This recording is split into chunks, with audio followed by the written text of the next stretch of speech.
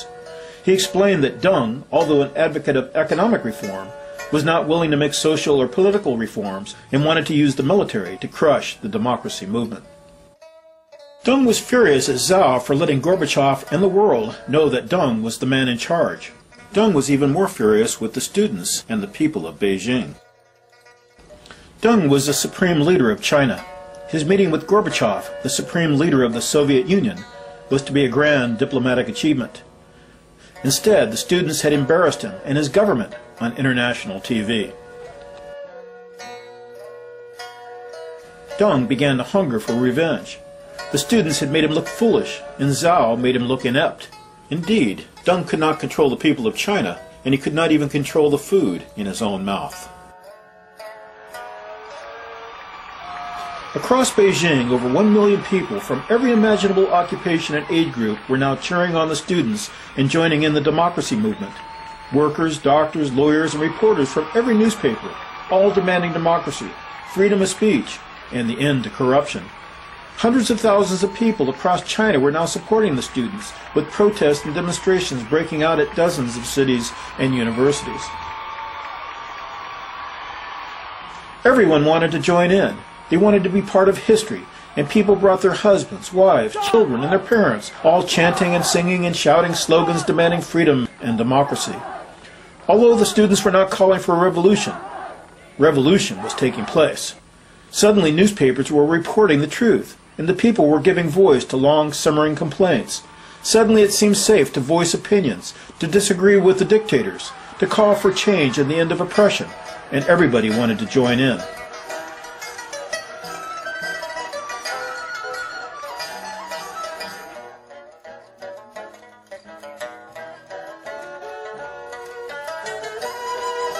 Fasting students were also starting to drop with alarming frequency, many driven away by ambulance to be treated at local hospitals. Organizers held up placards showing the number of students who had fallen. Over 342 students had collapsed. They were fainting at the rate of 1 every 6 minutes.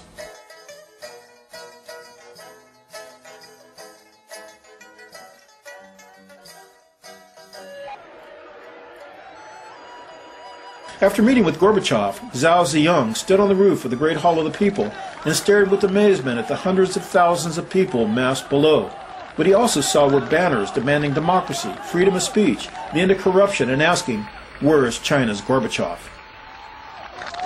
Knowing they had the support of millions of Chinese, the leaders of the democracy movement were now demanding meetings with Li Peng on live TV. There was a growing rift within the Communist Party, and a growing power struggle between the reformers led by Zhao Ziyang and the right-wing reactionaries led by Deng and Li Peng.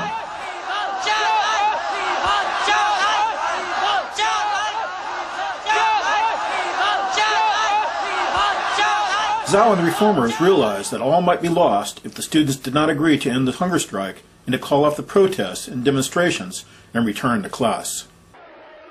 Reformers were facing an impossible situation.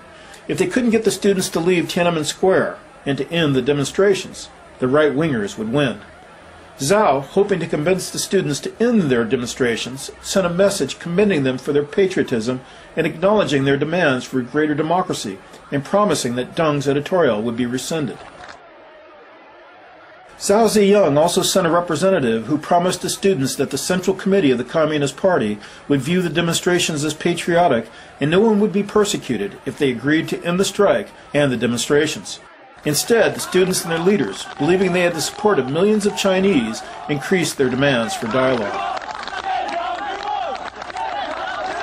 By May 18th, with a million people in the streets, Peng and the conservative right-wing leadership felt they had no choice but to meet with the student leaders. When Li met with the student leaders in the Great Hall of the People, in an event that was televised across China, he had only one goal in mind: convincing the students to stop their fasting and to leave the square.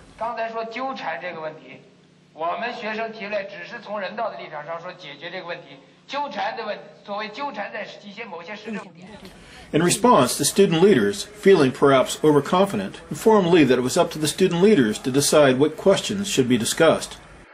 Li and the other right-wing leaders were angered and felt insulted by the student leaders, who Li called rude and impolite.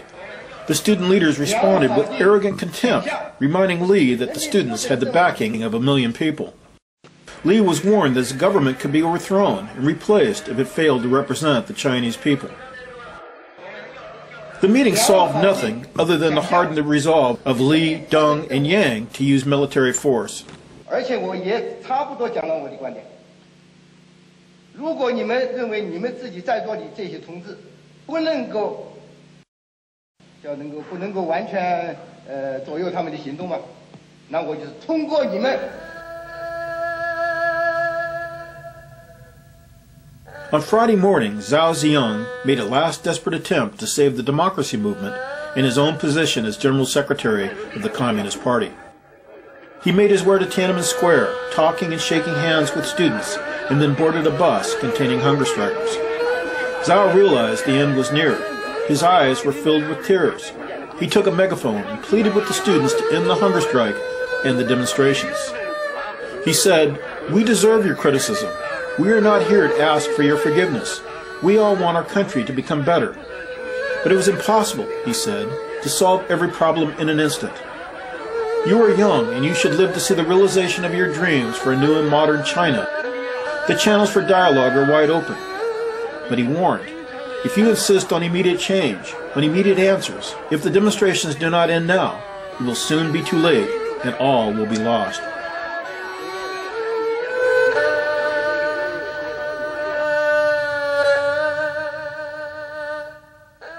According to transcripts, Yang, Peng, and other top leaders met with Deng that evening, where they discussed the threats to their power posed by the democracy movement and the specter of another cultural revolution which had removed many of them from power in the 1960s and 70s. According to transcripts, and I quote, "We have 1 million people in the streets. We can't let this descend into rampant lawlessness like the Cultural Revolution. Didn't we get enough of that the first time around? Do we really want it to happen again? The 1 million-person demonstrations are even bigger than the Red Guard rallies during the Cultural Revolution. Without martial law, we are saying we accept indefinite anarchy. These people are asking for it. The PLA must go in and carry them out on their backs. Give them no mercy." The specter of the Cultural Revolution, the specter of a people rising up against their corrupt leaders, frightened them all. Deng knew firsthand the dangers of the Cultural Revolution. He had been viciously attacked as a capitalist voter who was enriching himself and his family. He had been purged twice from positions of leadership, and his mentor, President Liu, had been imprisoned, tortured, and murdered.